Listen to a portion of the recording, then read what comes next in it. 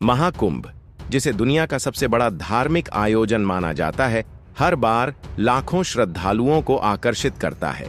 यह आयोजन न केवल आस्था का प्रतीक है, बल्कि एक प्रशासनिक चुनौती भी होता है। उत्तर प्रदेश के प्रयागराज, पूर्व में इलाहाबाद में आयोजित महाकुंभ में भीड़ नियंत्रण, सुरक्षा व्यवस्था और आपातकालीन सेवाओं को सुव्यवस्थित तरीके से संभालना बेहद जरूरी होता है। परंतु जब प्रशासन इन जिम्मेदारियों को ठीक से निभाने में विफल रहता है, तो नतीजा होता है दुखद घटनाएं जैसे भगदड़, जिसमें कई निर्दोष लोगों की जान चली जाती है। तो दोस्तों, इस वीडियो में हम महाकुंभ के दौरान घटी भगदड़ की घटना, उसके कारण, प्रशासनिक लापरवाही और योगी आदित्यनाथ के नेतृत्व वाली उत्तर प्रदेश सरकार पर उठे सवालों का विश्लेषण करेंगे। साथ ही हम उन परिस्थितियों की भी चर्चा करेंगे जिनके कारण विपक्ष और आम जनता ने मुख्यमंत्री से इस्तीफे की मांग की। तो दोस्तों, आप देख रहे हो जी के साहिल यूट्यूब चैनल। तो दोस्तों, हमारी आपसे एक ही विनंती है, अगर आप चैनल पर नए हो तो चैनल को अभी के अभी सब्सक्राइब करो और वीडियो को भी लाइक कर दो और वीडियो अपने दोस्तों के साथ शेयर कर दो। और हाँ, अगर आप इस वीडियो को अंत तक नहीं देख सकते तो अभी वीडियो को छोड़ दें। तो चलिए वीडियो शुरू करते हैं।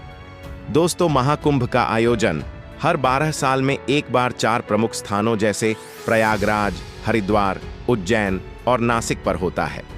प्रयागराज में आयोजित महाकुंभ सबसे बड़ा माना जाता है, क्योंकि यहाँ गंगा, यमुना और अदृश्य सरस्वती का संगम है, जिसे तीर्थराज के रूप में जाना जाता है।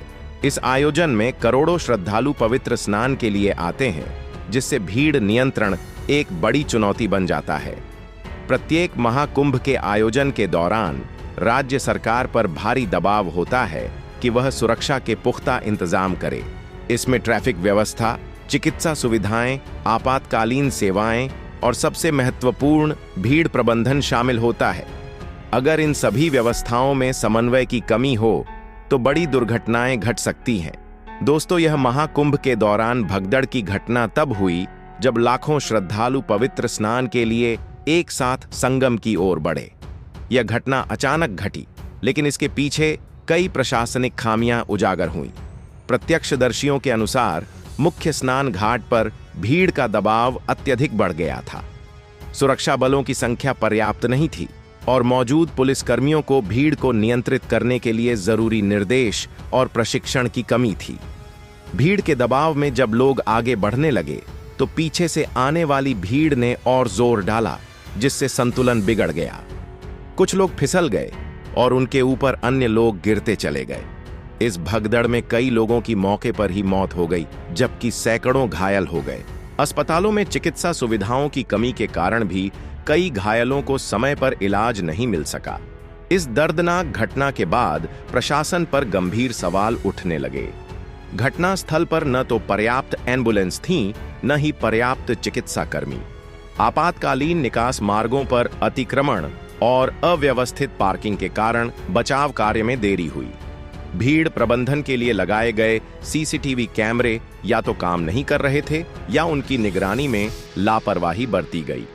यह स्पष्ट हो गया कि प्रशासन ने संभावित जोखिमों का सही आकलन नहीं किया था। पिछले महाकुंभ के दौरान हुए अनुभवों से भी सबक नहीं लिया गया।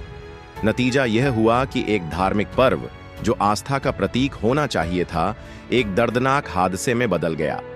भगदड़ की इस दुखद घटना के बाद विपक्षी दलों ने उत्तर प्रदेश सरकार पर निशाना साधा। समाजवादी पार्टी, बहुजन समाज पार्टी और कांग्रेस सहित कई राजनीतिक दलों ने मुख्यमंत्री योगी आदित्यनाथ से नैतिक जिम्मेदारी लेते हुए इस्तीफे की मांग की। उनका कहना था कि जब इतने बड़े स्तर का आयोजन किया जा रहा था, तो सुरक्षा व्यवस्थाओं में चूक किसी भी सूरत में माफ नहीं की जा सकती। विपक्षी नेताओं ने आरोप लगाया कि योगी सरकार ने आयोजन की भव्यता पर तो ध्यान दिया, लेकिन सुरक्षा व्यवस्था और आपातकालीन प्रबंधन पर उचित ध्यान नहीं दिया। कई नेताओं ने यह भी कहा कि प्रशासन ने श्रद्धालुओं की सुरक्षा से ज्यादा राजनीतिक प्रदर्शन पर जोर दिया, जो एक बड़ी भूल साबित हुई। उत्तर प्रदेश सरकार ने शुरू में हादसे को दुर्भाग्यपूर्ण करार देते हुए कहा कि यह एक अप्रत्याशित घटना थी।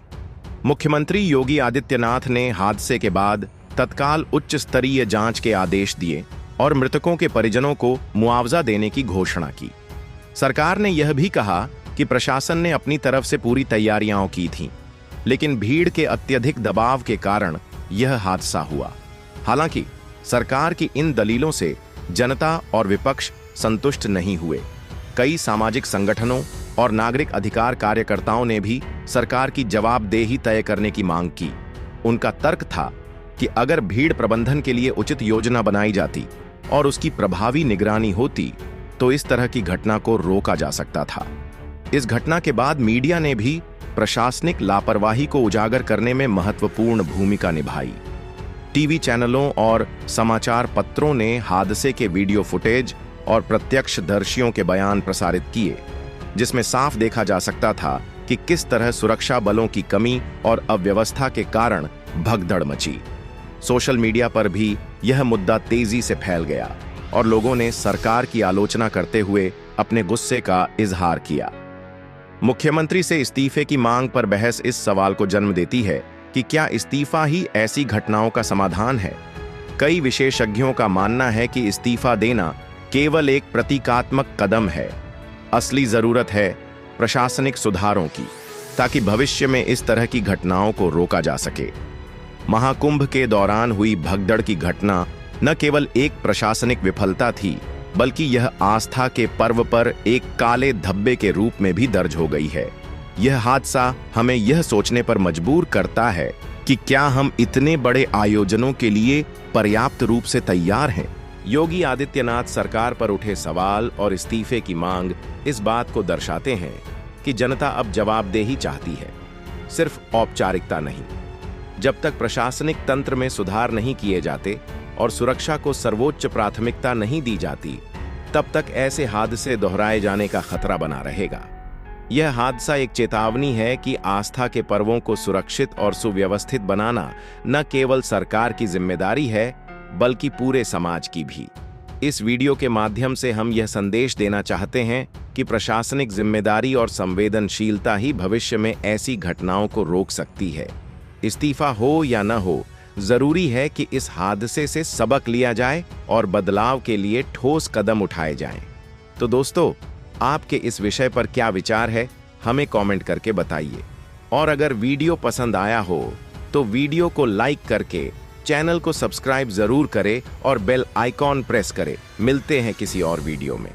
धन्यवाद।